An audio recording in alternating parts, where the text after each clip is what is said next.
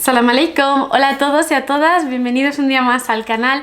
Antes de dar comienzo al tema de hoy, sí que me gustaría hacer una aclaración con respecto al contenido ahora en el mes de Ramadán. El último vídeo hablando sobre los ataques al Islam por parte de las tribus de los Quraysh ya empezó con una intro especial de Ramadán Karim, ¿no? Y es que mi intención era poder hacer un vídeo diario durante este mes. Obviamente es complicado llegar a este objetivo, pero en la medida en que pueda sí que iré compartiendo con mayor frecuencia pues contenido relacionado con el Islam. Hoy tenemos vídeo, ya lo veis que está publicado, y mañana martes vamos a hacer un directo por la mañana a las 12 de la mañana hablando sobre las fuentes históricas que hacen referencia al profeta Muhammad sallallahu alaihi wasallam, por si os apetece conectaros y también estáis disponibles. Si no, no os preocupéis que ese directo quedará guardado y podréis verlo después más tarde. La intención es, a lo largo de este mes de Ramadán, poder abarcar diferentes temáticas y diferentes ideas en torno a la historia del Islam, que por supuesto también tienen que ver con este mes. Por ejemplo, la batalla de Badr, ¿sabíais que ocurrió durante el mes de Ramadán? O otros muchos acontecimientos históricos que también mencionaremos. Por supuesto, tampoco me olvido, faltaría más, de Al-Ándalus, tampoco me olvido de los moriscos, y voy a hacer algunos vídeos en formato videoblog caminando por Toledo enseñándoos qué sitios fueron mezquitas y qué sitios pues fueron partícipes y testigos, ¿no?, de alguna manera, de esas prácticas pues por parte de aquellos moriscos que continuaban practicando el Islam de forma clandestina. En cualquier caso, esto es solo una introducción, una aclaración por si queréis estar al tanto de todo lo que voy a ir compartiendo a lo largo de este mes, que hay un mínimo de 3-4 vídeos por semana. Al estar ayunando y tal, dependiendo de la persona y pues de sus circunstancias, es más probable que haya tiempo libre para poder consumir, y creo que el contenido que yo comparto sin duda alguna es beneficioso, así que ahí os lo dejo como una especie de sadaqa, ¿no?, de regalo, sadaqa jaria por Ramadán, ¿no? Así que bueno, como veis, incluso para el vídeo de hoy me he marroquinizado, no sé si lo veis bien, ¿vale? Es una chilaba muy bonita, marroquí, artesanal, bordada a mano, y estos pendientes que también me los compré cuando vivía en Marruecos. Hay que aprovechar la ocasión, estamos en Ramadán, así que me apetecía hoy pues vestirme de una forma distinta. Hecha esta aclaración, ahora sí, vamos con el tema de hoy. ¿Cómo era la península arábiga antes de la llegada del Islam?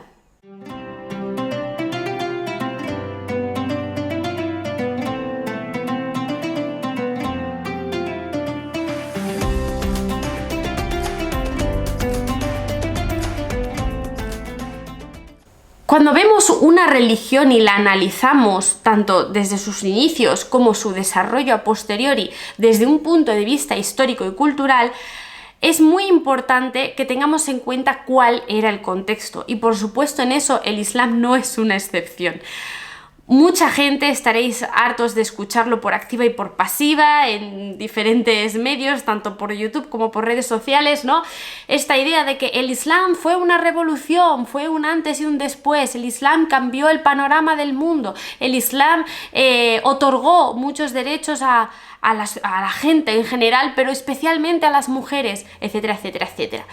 Pero sí que encuentro que falta, y por eso he querido hacer este vídeo, el explicar y contextualizar el por qué esto es así, por qué realmente el Islam supuso una revolución, qué tipo de sociedad había antes en Arabia, qué tipo de creencias existían para que luego el Islam llegase y cambiase todo. Creo que si no conocemos el antes, es más difícil poder entender el después. Así que en este vídeo vamos a hablar precisamente sobre eso, paso por paso, para entender exactamente de qué estamos hablando cuando nos referimos a la península arábiga en la época preislámica. Empezando por el aspecto social y político también, de algún modo, una de las características principales que tenía la península arábiga antes de la llegada del Islam es el carecer de un gobierno político. Parece que cuando pensamos en ese territorio automáticamente se nos viene a la mente pues esa figura de un gobernador, de un emperador, de alguien que fuese el líder de todo ese territorio, como sí que pasaba pues en el Imperio Bizantino o pues lo tenemos con Persia, ¿no? En el caso de Persia. Pero en el caso de Arabia no pasaba esto, al contrario. Los líderes eran distintos entre sí y eran básicamente pues las personas jefes de cada una de las tribus que vivían en el territorio. Es decir, que cuando hablamos de la península arábiga no hablamos de un mismo lugar geográfico que estuviese unificado, sino más bien un conjunto de tribus, de clanes, de grupos que iban por libre y que tenían acuerdos entre sí y gestionaban la política tal y como les parecía, ¿no? Esto es algo importante que hay que destacar, porque el hecho de que no hubiese un único poder político que regulase la situación hacía que cada uno de los gobernantes se tomase un poco la justicia por su mano, ¿no? Por su cuenta, ¿no? Es un poco este concepto de ojo por ojo, diente por diente. Y era bastante común, pues, el vivir situaciones muy injustas, ¿no? Claramente. Donde además, pues, había mucho este sentimiento de venganza, ¿no? Entre una tribu y otra, ¿no? Y múltiples desacuerdos que generaban conflictos, ¿no? Esa ley, como digo, era más una cuestión moral que una cuestión política, es decir, cada gobernante, cada jefe de cada tribu, de ahí surgen los Banu Umayyad, los Banu Hashim, ¿no?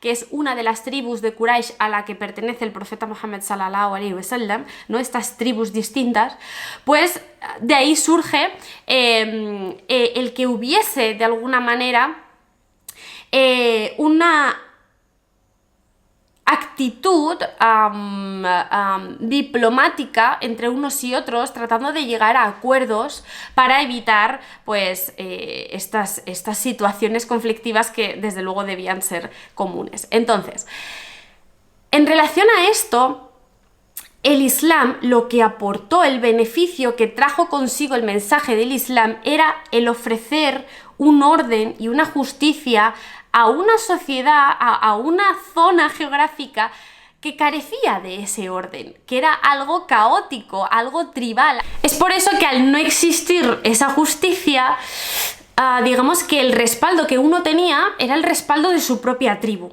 Y esto tiene mucho que ver con esos orígenes del Islam. Os pongo por aquí el otro vídeo donde os hablaba que una de las características positivas que tenían los Quraysh era el sentido del honor, ¿no? El hecho de cumplir con los pactos, de utilizar la palabra como si fuese ley. Esto lo vemos precisamente ya en esa sociedad antes de la llegada del Islam, ¿no? En cómo se relacionaban entre sí. Si a ti te pasaba algo y tenías un enfrentamiento con alguien de otra tribu, quien te respaldaba, quien te amparaba, era tu propio clan, tu propia familia. E incluso esto lo vemos con el profeta Muhammad sallallahu alaihi wasallam. Ya os lo explicaré en otro vídeo más adelante, cuando les hacen boicot a los musulmanes. En eso, la tribu de Banu Hashim, que es la tribu a la que pertenece el profeta, apoyará al profeta Muhammad sallallahu alaihi wasallam, ¿no? Sí que he comentado alguna vez que su tío Abu Talib fue un pilar fundamental. Y al final, esa división, ese conflicto entre tribus es lo que ocasionó pues muchas circunstancias, muchas situaciones difíciles en la vida del profeta Muhammad sallallahu alaihi wasallam. Por ejemplo, una de las cosas que Omar ibn al-Khattab, que también hablaremos de él, una de las cosas por las que estaba en contra del Islam es porque parecía que estaba poniendo en peligro ese pacto y esa unión que había entre los diferentes grupos. ¿Pero por qué lo ponía en peligro? Porque el Islam lo que estaba, digamos, defendiendo y exponiendo es la idea de orden, de justicia, de una serie de reglas, ¿no? Y de normas que fuesen beneficiarias para todos. Ya hablamos también en otro vídeo de pues el abolir la esclavitud, la repartición de las riquezas también entre los necesitados, etcétera, etcétera, etcétera.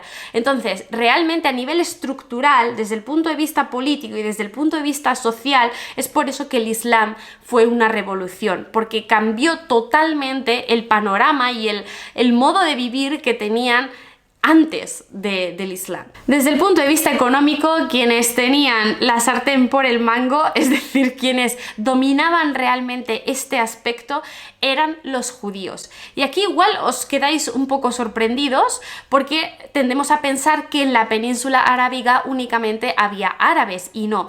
Aquí hago un inciso, y es que cuando hablamos de este territorio, ya os digo que es un espacio geográfico muy diverso, mixto, donde encontramos tanto cristianos como judíos, como politeístas, como eran los Quraysh, como también los conocidos Hanifía, ¿no?, que eran personas que seguían el monoteísmo heredado de la época de Abraham, ¿vale?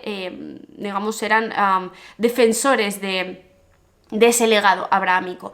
Y también tenemos paganos, etcétera, ¿no? Hay que pensar que, sobre todo en la zona del norte de la península, pues sí que había un contacto más directo, ¿no?, como os digo, a través del comercio, etcétera, con el Imperio Bizantino y con Persia, y eso también supone un intercambio de ideas.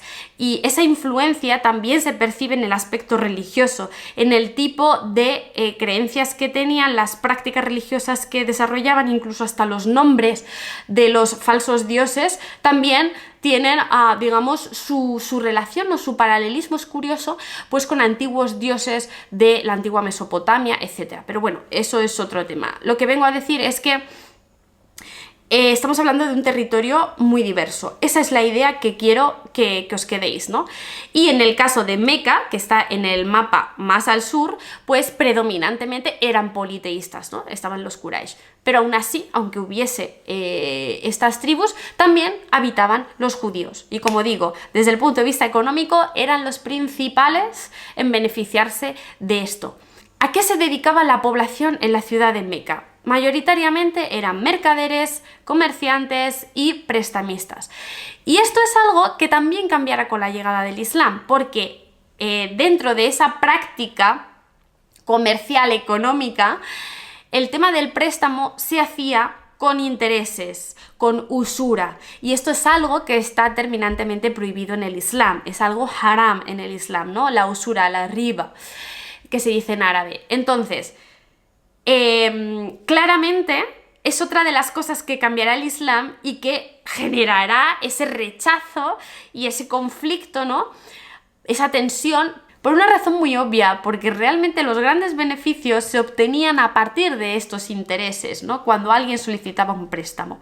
Y eso, creedme que no ha cambiado. Hoy en día, ¿quiénes se nutren y se aprovechan de la gente? Los bancos. Los bancos, cada vez que vas a pedir un crédito, pues hay un interés de por medio. Esto no está permitido en el Islam. Los musulmanes no podemos, a día de hoy en el presente, ir a un banco y pedir un préstamo para comprar un coche o una moto, porque hay un interés detrás. Y eso se considera riba, usura. Obviamente la usura se prohíbe porque estamos hablando de algo injusto, estamos hablando de un abuso económico. Y precisamente en estos momentos, antes de que llegase el Islam, hablamos de que el precio se duplicaba e incluso se cuantuplicaba, ¿vale? O sea, era exagerado la diferencia, ¿no?, que podía haber en el precio. Y en relación a eso os quiero leer precisamente una aleya, un verso del Corán que hace referencia a esta situación y cómo el Islam pues busca cambiar esto, ¿no? Precisamente Allah en el Corán, en el capítulo número 3, en el verso 130, dice: no practiquéis la usura doblada. Y la usura doblada se refiere a esto, a que el interés era del 200%, del 400% sobre el préstamo inicial, es decir, era una absoluta barbaridad y era una situación muy injusta y muy desfavorable. Obviamente, si tú vas a pedir un crédito, se entiende que estás en una posición vulnerable.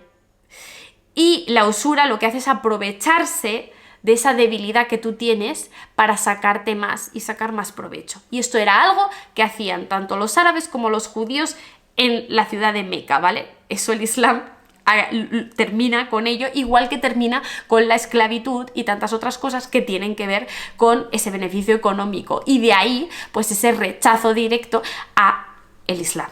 Por una razón muy sencilla, ¿no? Ya estáis viendo hasta qué punto supuso un cambio de paradigma esta revelación, ¿no? Si tenemos en cuenta cómo era esa sociedad antes y cómo será después. Desde el punto de vista social, pero centrándome especialmente en las mujeres, ¿no? Ese aspecto femenino también es importante destacarlo, porque en relación a esto se pueden sacar muchos otros temas a debatir, como el tema de la poligamia, la herencia, etcétera, etcétera, ¿no? Estoy hablando de conceptos y de temas que a día de hoy se utilizan incluso para atacar al Islam desde la más absoluta ignorancia y que no terminan de hacer justicia realmente a la situación que existía en aquel momento. Por eso he dicho al principio que es muy importante conocer el contexto histórico, porque sin ese contexto no es posible llegar a ver cuál es el beneficio del cambio. Entonces, si ponemos el foco en las mujeres,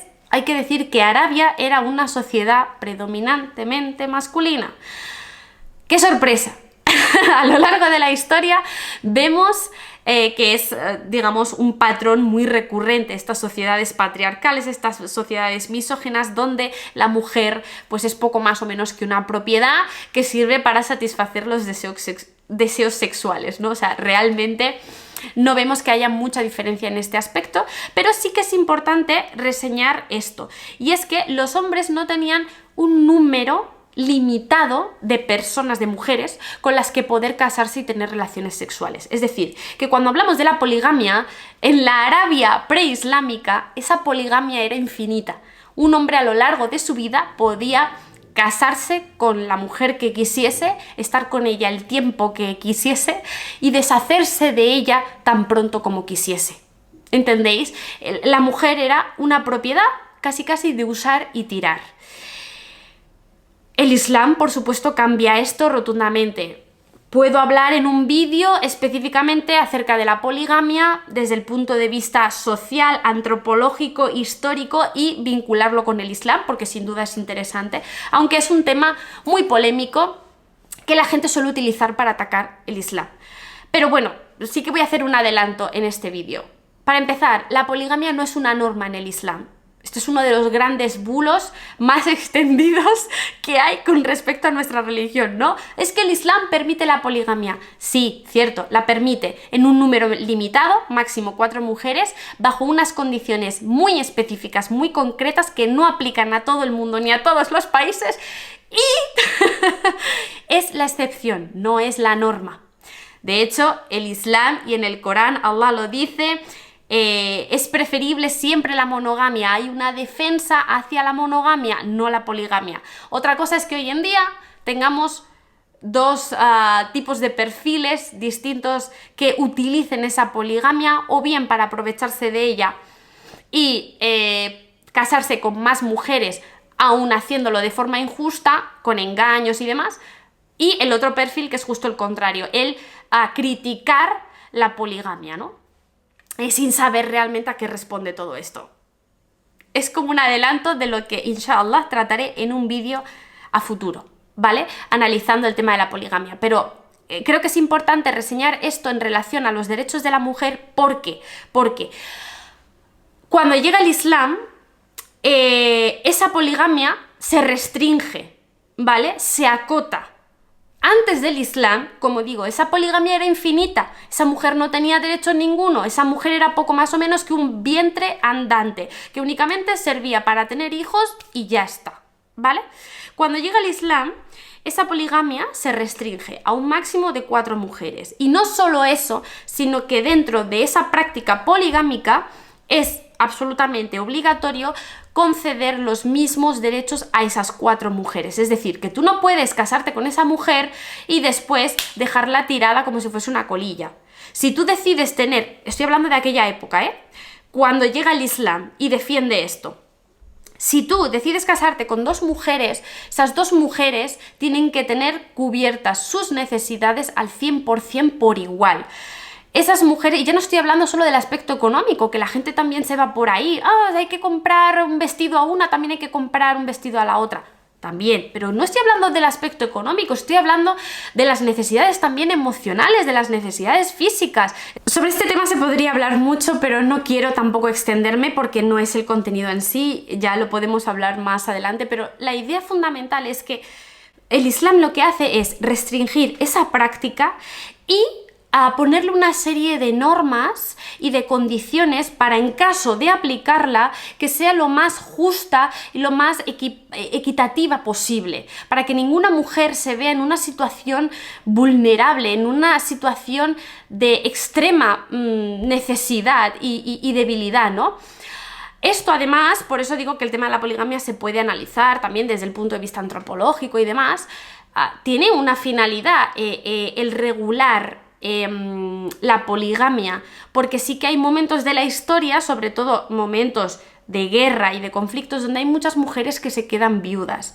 El Islam, en ese caso, a través de la poligamia, lo que hace es proteger a esas mujeres que están viudas con hijos, porque si ese musulmán se casaba con ella, tenía la obligación de velar por ella y por su hijo. Entonces, muchas de estas prácticas poligámicas también tenían este factor de protección del individuo, ¿no? Por eso, en el Islam hablamos muchas veces de esos derechos que da a la mujer, porque si pensamos en cómo vivía ella antes del Islam, que incluso una de las prácticas más salvajes que hacían los árabes en este momento antes del Islam era llegar a enterrar vivas a las niñas, porque para ellos la mujer no tenía el mismo valor que un hombre. Y esto es algo fundamental, ¿no? El llegar a entender cómo era su mentalidad y el cómo veían a la mujer como ese desprecio y esa deshonra, ¿no? Llegando incluso pues a asesinarlas, ¿no? Entonces, por eso digo, es que si pensamos en ese contexto, claramente el Islam revolucionó todo, cambió todo y les dio a las mujeres una oportunidad y una salida a su propia situación. Muchas mujeres que estaban solas y que lo único que podían hacer era prostituirse si querían salir adelante, ¿no? Pues de repente con el Islam tienen la oportunidad de volver a casarse y de poder de alguna manera asegurar así su propia condición social, económica, etcétera, porque cuando se casaba pasaba el hombre a velar por su bienestar en todos los aspectos, es decir, también desde el punto de vista económico era el hombre el que proveía para su familia, ¿no? Entonces, fue una forma de regular la situación y de otorgar unos derechos a la mujer que hasta ese momento no tenía, absolutamente extraordinaria, ¿no? Hoy en día, cuando pensamos en todo esto, parece que nos echamos las manos a la cabeza, pero como digo, hay que tomar con pinzas estos temas de la poligamia o de la herencia y analizarlos, por un lado, de acuerdo al contexto en el que esto surge y segundo, de acuerdo a la aplicación que tenga hoy en día, actualmente, porque sí que me he encontrado incluso con personas que defienden el poliamor y que defienden las relaciones libres y en cambio te critican la poligamia y dices, yo aquí veo una contradicción, ¿no? Entonces, bueno, y además hay muchos matices, ¿vale? Lo que os digo, no es el tema de este vídeo, se puede hablar mucho más, pero la poligamia es una excepción que tiene que ver, que responde a un contexto muy particular, a una situación muy particular y que tiene esa finalidad de respaldar y de proteger a la mujer, ¿vale? Así que no es algo negativo. Y con esas condiciones, esas limitaciones, ¿vale?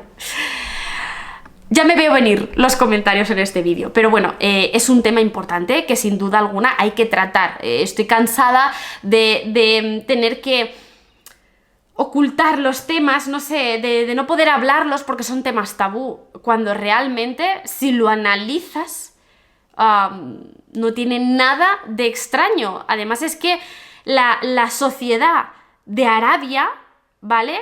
Y esa primera comunidad islámica en el siglo VII, en el siglo VIII, etcétera, etcétera, es que no estamos hablando de algo excluyente y de algo único en el mundo. Es que pensáis que en otras muchas sociedades no se practica la poligamia. ¿Pensáis que esto es algo solo del Islam? ¿Pensáis que es algo que solo hacen los musulmanes porque, yo qué sé, no.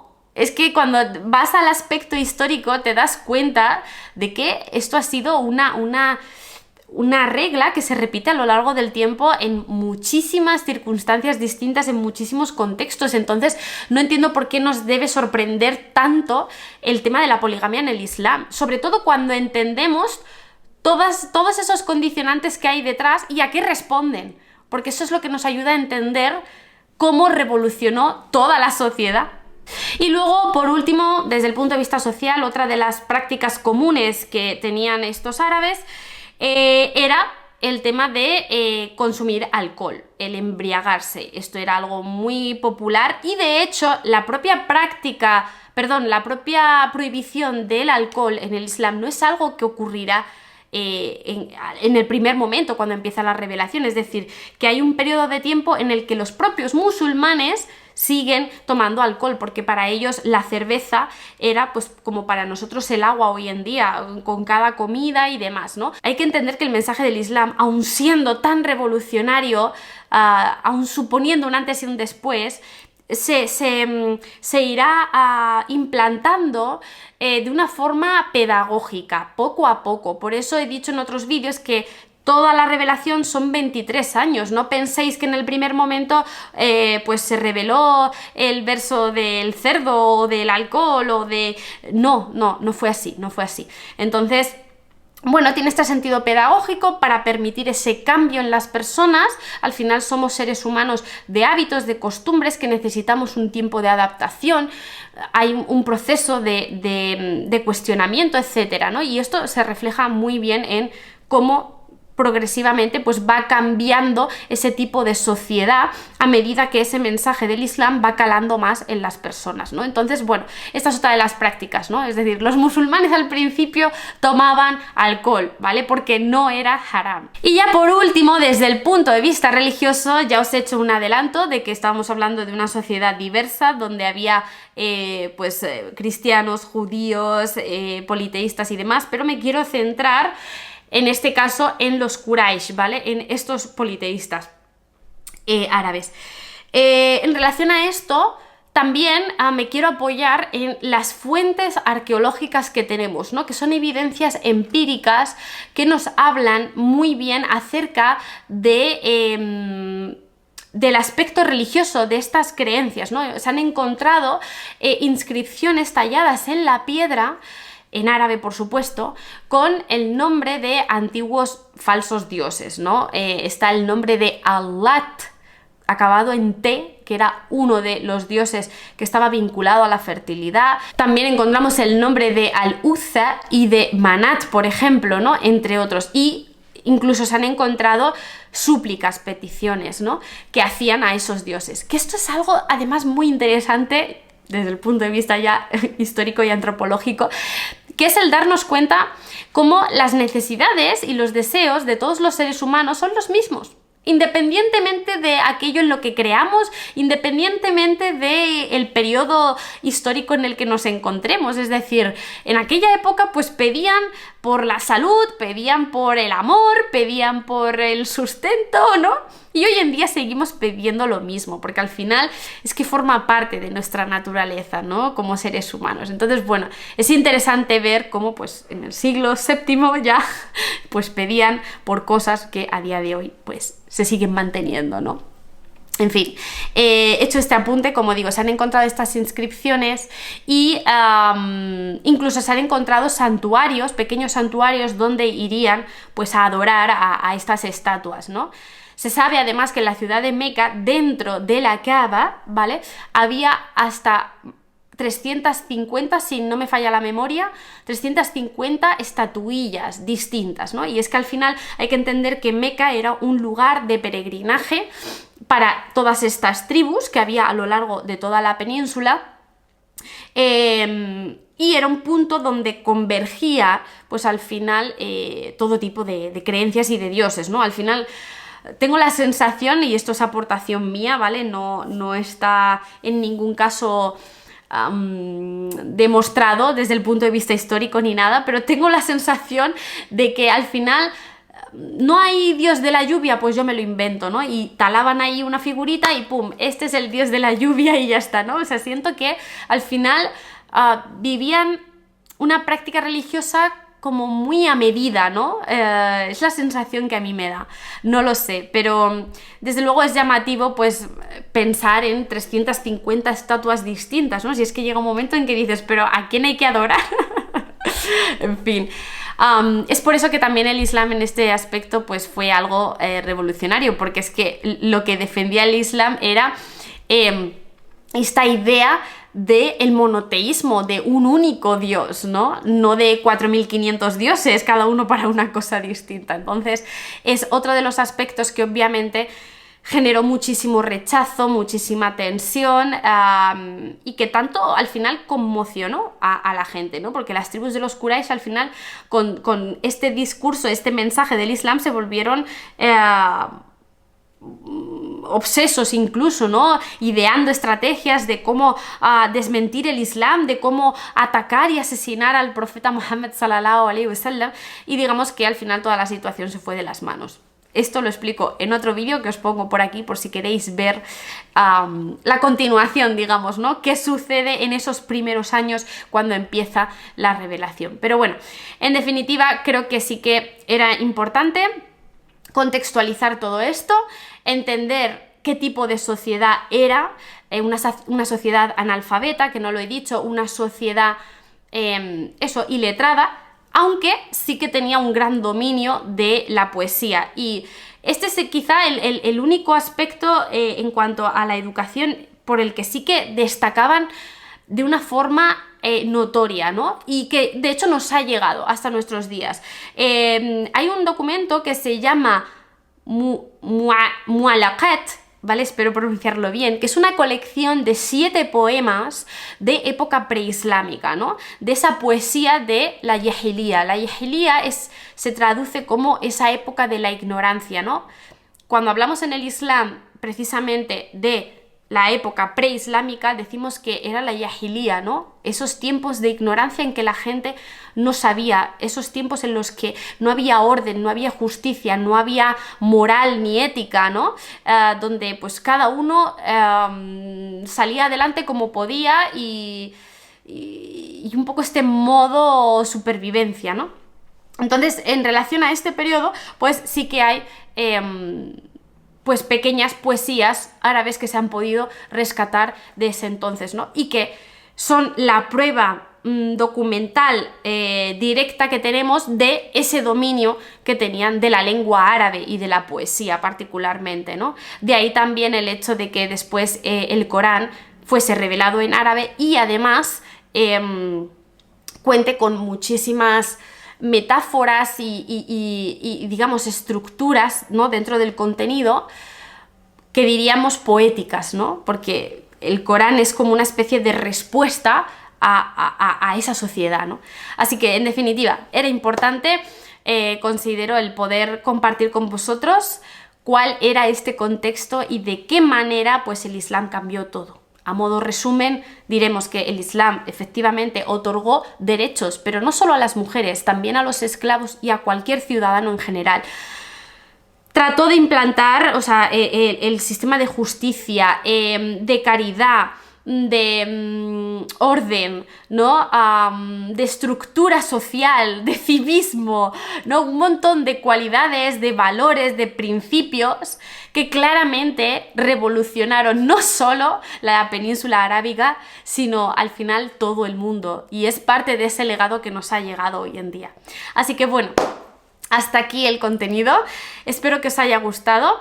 Y no olvidéis que mañana martes nos vemos por aquí también en el canal haciendo un directo para hablar de las fuentes históricas que hacen referencia al profeta Muhammad sallallahu alaihi wasallam. Gracias. Ramadan Mubarak.